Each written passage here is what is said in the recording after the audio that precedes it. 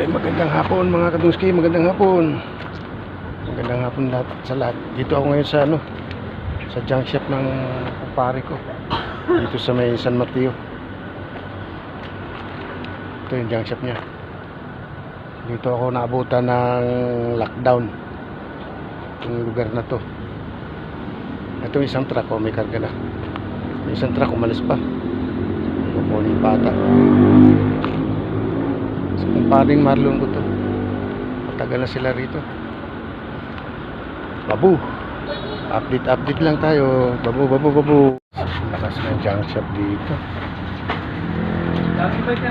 182.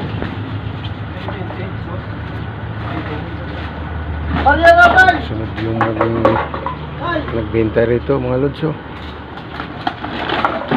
Walang ano ito, inasunod ito.